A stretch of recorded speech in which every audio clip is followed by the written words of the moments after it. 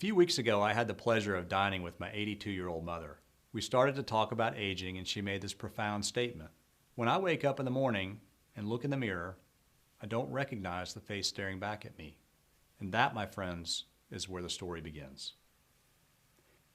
In this country, we are hyper-focused on aging, but aging is a relatively new phenomenon for us.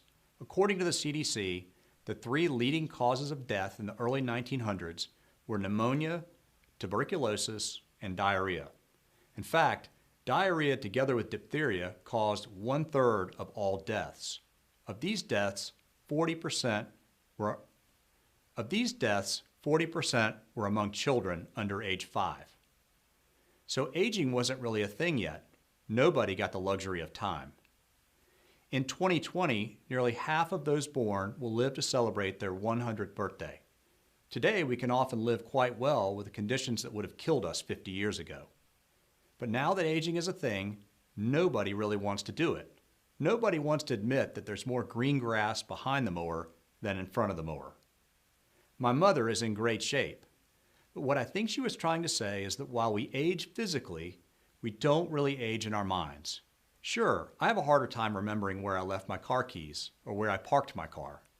But if you woke me up out of a deep sleep in the middle of the night and asked me my age, I just might tell you that I'm 27.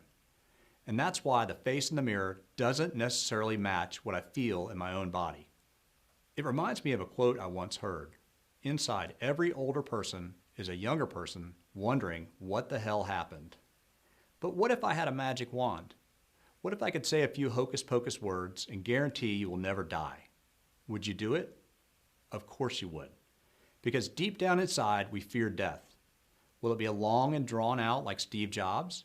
Or will it be a complete surprise like Kobe Bryant? I've been fortunate enough to have inherited some pretty good genes.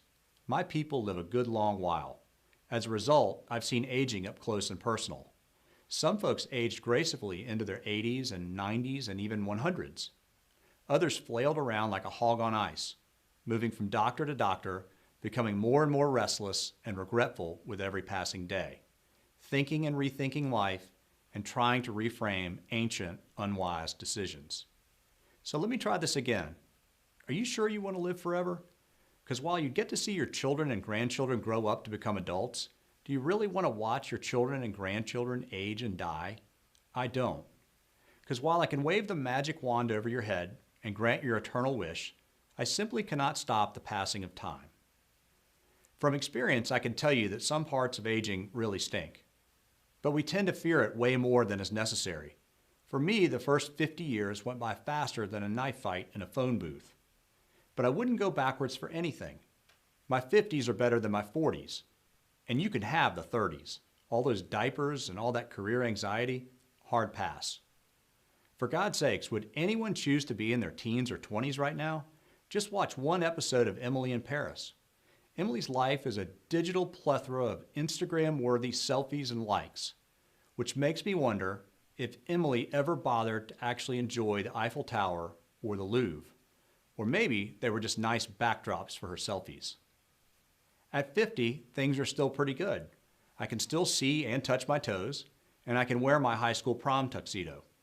I have more discretionary income, a better golf game, and a happier life. In fact, at no time in my 50 years have I sat jonesing to be part of a younger cohort. If 2020 has taught us anything, it's that everything, and I mean everything, is unpredictable. If you have any assumptions about aging, you're probably dead wrong. While the pandemic of 2020 brought suffering, illness, and death to some, it has brought a new perspective to all. As Anne Lamott wisely opines, age has given me what I was looking for my entire life. It gave me, me. It provided me the time and experience and failures and triumphs and friendships that helped me step into the shape that had been waiting for me all my life. See, the benefit we have over those who lived in the early 1900s isn't simply more time. No, I think it's broader than that. The benefit we get is the time and the perspective. The time to learn new skills and discover new talents. The time to get sick and the time to get well.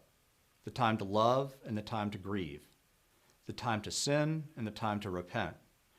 The time to be hurt and the time to forgive. the time to feel joy and the time to feel sorrow, the time to make mistakes and the time to recover. So the next time you look in the mirror and don't recognize the face staring back at you, just remember this, that you are simply a work in progress, and that your ancestors didn't get the benefit of aging at all. They didn't get the benefit of living into the great answers of life. Because at your age, they were likely already dead. So let's stop measuring our lives in objective years. Instead, let's start using the subjective method, and let's start thinking of life in terms of how many sunsets you've seen, how many people you've loved, how many etched memories you've created, and how many moments that have simply taken your breath away. And that, my friends, is where the story ends.